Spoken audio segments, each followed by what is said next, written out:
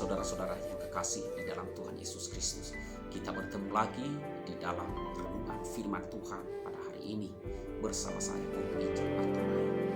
Sebelum kita membaca firman Tuhan dan merenungkannya, marilah kita berdoa memohon pertolongan Tuhan.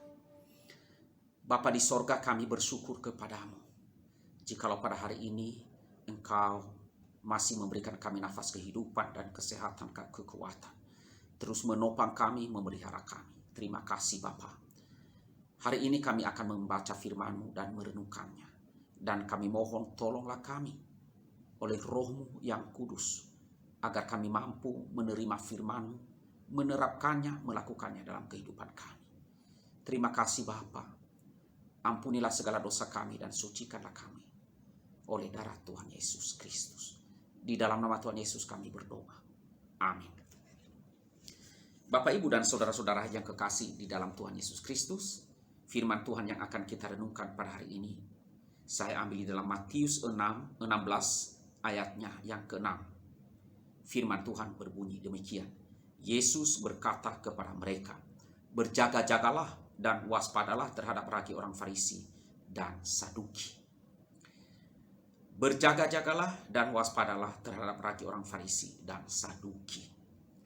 Nah, saudara, saya memberikan judul renungan ini adalah waspadalah terhadap ragi orang Farisi dan Saduki. Di dalam ayat yang kita baca pada hari ini adalah merupakan peringatan Tuhan Yesus kepada murid-muridnya dan juga kepada kita, orang-orang yang mengikutnya, yang percaya kepadanya, agar kita berjaga-jaga terhadap atau waspada terhadap ragi orang Farisi dan orang Saduki. Nah, saudara, tentu kita bertanya, apa maksudnya? Apa itu? Apa yang dimaksud dengan peringatan ini? Saudara, ragi adalah sebuah bahan yang digunakan untuk membusukkan makanan atau mengembangkan sebuah adonan untuk dimasak menjadi roti. Nah, sedangkan di dalam konteks yang kita baca ini adalah ragi yang dimaksudkan di sini adalah ajaran orang Farisi dan Saduki. Di zaman Tuhan Yesus, saudara, ada beberapa sekte Yahudi pada masa itu, yaitu ada orang Farisi, ada orang Saduki, ada orang Eseni, ada orang Zelot, ada orang Herodian. Nah, orang Farisi sendiri berasal dari kalangan Hasidim. Ya, para orang Farisi ini adalah mereka ahli tafsir tradisi dari mulut ke mulut yang berasal dari para rabi Yahudi. Nah, mereka ini berlatar belakang ekonomi menengah, ya. Di antara mereka ada yang menjadi tukang kayu, menjadi pedagang, dan kebanyakan orang-orang Yahudi pada masa itu, saudara, akan meminta nasihat ataupun pertimbangan kepada mereka untuk kasus-kasus yang pelik dalam hidup mereka kepada orang-orang Farisi. Ya. Jadi orang rakyat itu lebih percaya kepada orang Farisi daripada raja ataupun imam besar. Nah, karena kepercayaan masyarakat itu begitu besar kepada orang Farisi, maka orang-orang Farisi itu menempati kedudukan penting di dalam masyarakat Yahudi, yaitu sebagai Sanhedrin. Misalnya, Sanhedrin itu adalah majelis agama. Sementara orang Saduki itu merupakan para bangsawan. Dan orang-orang Saduki ini adalah dipengaruhi oleh filsafat Yunani yang rasional. Orang-orang Saduki ini menolak tradisi para rabi yang diturunkan dari mulut ke mulut. Orang-orang Saduki hanya menerima 5 kitab Taurat Musa sebagai firman Tuhan yang tertulis. Ya, pandangan orang Saduki sejalan dengan pemikir Yahudi bernama Epikuros yang mengatakan bahwa jiwa seseorang turut mati saat tubuhnya mati.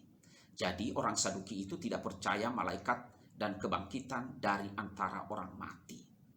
Jadi tidak mempercayai adanya malaikat, juga tidak mempercayai adanya kebangkitan orang mati. Nah, saudara, ajaran Farisi dan Saduki itu membawa pengaruh yang tidak baik, ya, kepada murid-murid Tuhan Yesus, kepada orang-orang percaya kepada Tuhan Yesus. Karena apa, saudara? Karena orang Farisi cenderung menggantikan firman Tuhan dengan adat istiadat dan tafsiran para rabinya. Jadi kebiasaan beragama inilah yang dikecam sebagai kemunafikan oleh Tuhan Yesus. Lalu bagaimana dengan orang Saduki? Apa yang salah? Orang Saduki itu, ya, dalam kerasionalan mereka tidak mempercayai kebangkitan orang mati. Sehingga Yesus pun mengecam mereka.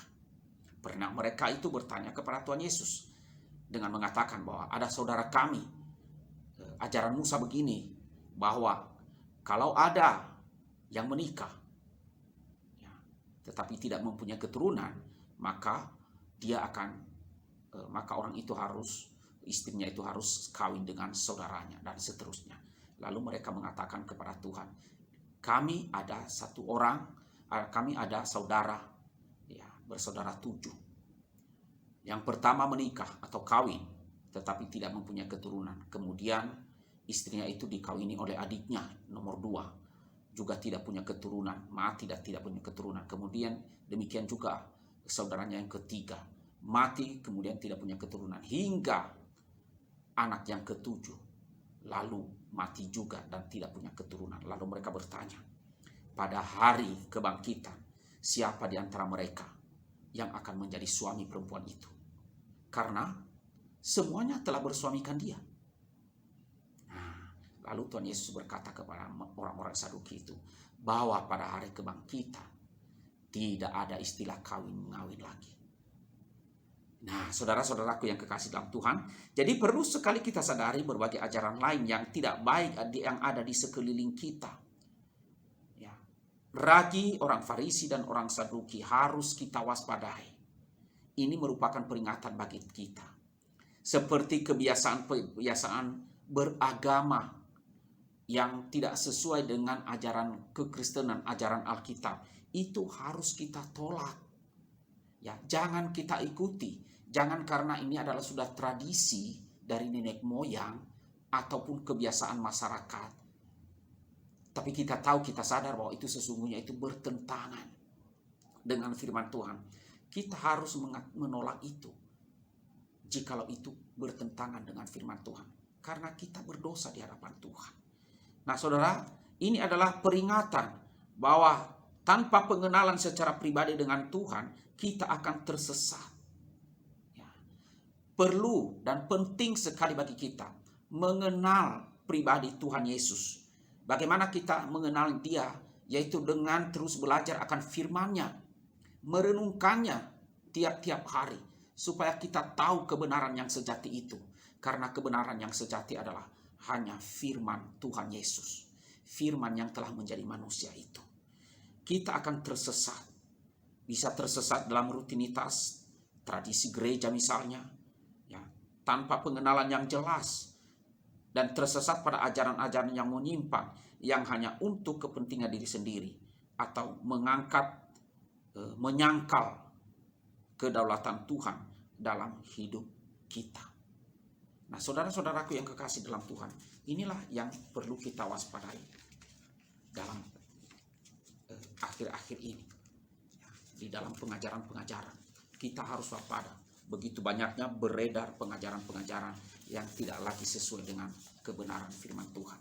Dan supaya kita tahu bahwa itu tidak sesuai dengan firman Tuhan, maka kita perlu untuk terus belajar firman Tuhan, membaca Alkitab. Supaya kita tidak tersesat. Supaya kita mengenal Tuhan kita Yesus Kristus. Amin. Mari kita berdoa. Tuhan Allah Bapa kami yang bertata dalam kerajaan sorga. Kami bersyukur kepadamu ya Tuhan. Jikalau hari ini ya Tuhan kami kembali boleh membaca dan merenungkan firman. Dan hari ini kami diperingatkan untuk mewaspadai ragi orang Farisi dan orang Saduki. Ajaran orang Farisi dan orang Saduki. Ajaran-ajaran yang tidak sesuai dengan kebenaran firman Tuhan. Ajaran-ajaran yang turun-temurun, yang menjadi kebiasaan-kebiasaan, padahal itu bertentangan dengan firman Tuhan. Ajaran-ajaran yang menjauhkan kami dari mengenal Engkau ya Tuhan. Karena itu tolonglah kami, agar kami benar-benar waspada akan hal ini. Karena ajaran di sekitar kami begitu banyaknya, dan terus menyerang kami, untuk melemahkan iman kami.